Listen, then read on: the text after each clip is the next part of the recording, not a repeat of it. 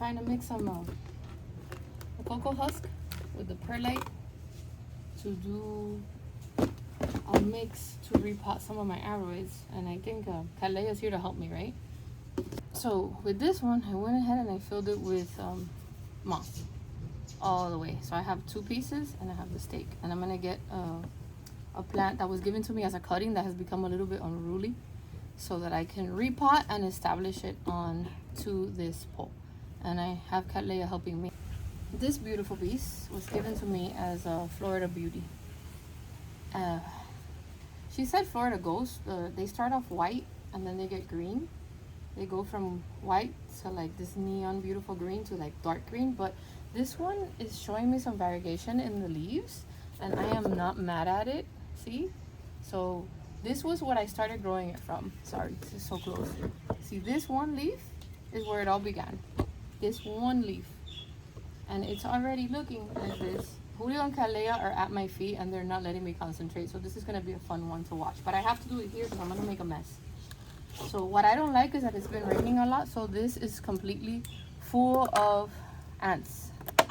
And this beautiful air plant has been growing in there. So I'm just probably going to put it right back with the plant.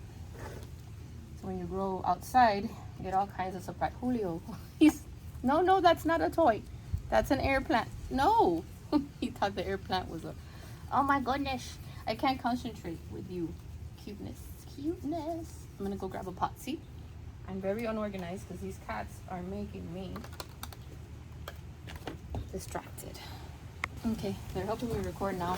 Looking forward to doing more of these videos for you guys. The weather today is nice and breezy, and the rain gave me a break. I have added sponge rock and I've added charcoal in it. But that's just me. And I use, for some of my Hoyas, I use this mix as well. So I'm going to give it a little gentle pull. It's probably very root bound because, see that? This is the part where a frog jumps out at me. Very root bound, beautiful. I don't want to disturb it. I really just want to give it space to grow. So I don't know what's living in there, and that's why I'm wearing gloves. I highly recommend when you're working with this media because snails can be gross. You just don't know. I've had all kinds of things come out at me. So now we have to find a place where we can accommodate the aerial roots so it can climb the way that you want it to climb. Oh, something bit this leaf. So what I'm gonna do now, I'll give you a better view. I think that's better. You can see better. I'm gonna hold it up here with green garden wire that I have, and then I'm gonna go grab some and show you. So I've pretty much just threw it in a bigger pot, trying my best since it's from a cutting not to disturb it because I didn't really wanna, and it's sitting mostly in the cacti soil, and I'm using this new media that I showed you to layer the bottom to make sure with all these rains and stuff that it's not gonna rot, that it's draining. And then you'll see it stand a lot better once I go with the ties. So you can pretty much guide it. I always try to put this pole away from the actual root ball of the plant.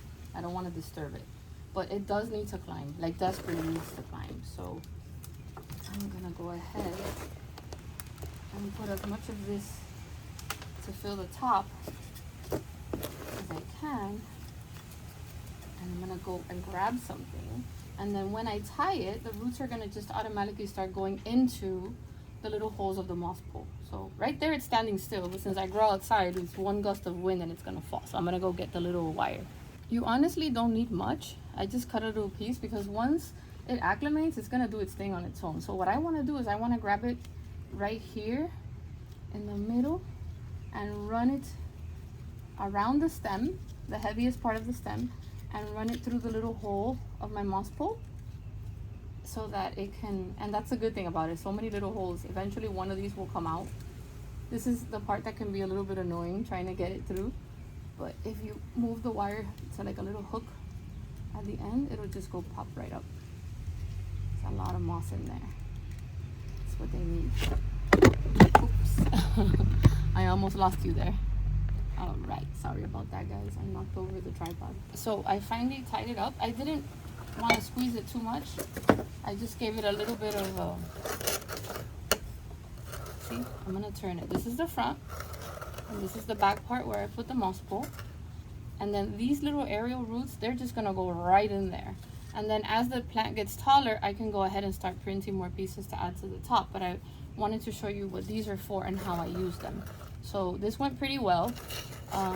This is looking fabulous right now. I'm gonna go ahead and grab the phone and show you exactly where I pinned it. And then, so I grabbed the phone off the tripod. See, I didn't even put it too tight. I just ran it through that little hole and through the front, and then I might tie it a little bit, but it doesn't really need much because those roots in no time will be climbing in there. And then this started from a leaf, you guys. Started from a leaf. There you have it. I will probably do another one of these, try to do it up on the table, probably to get you a better view, because I still have a lot of these I have to acclimate. I hope you've enjoyed this and you've learned something from it, and I'm gonna probably start sharing more of my adventures with my aroids, and as I'm learning as I'm growing them, and I'm really fascinated by them every day more and more. I'm still gonna be mostly orchids though, don't worry. But if you'd like to see more how I grow my aroids, just let me know, because I don't have a problem showing you. So with this being said, happy growing, and always remember to please be kind. Catch you next time.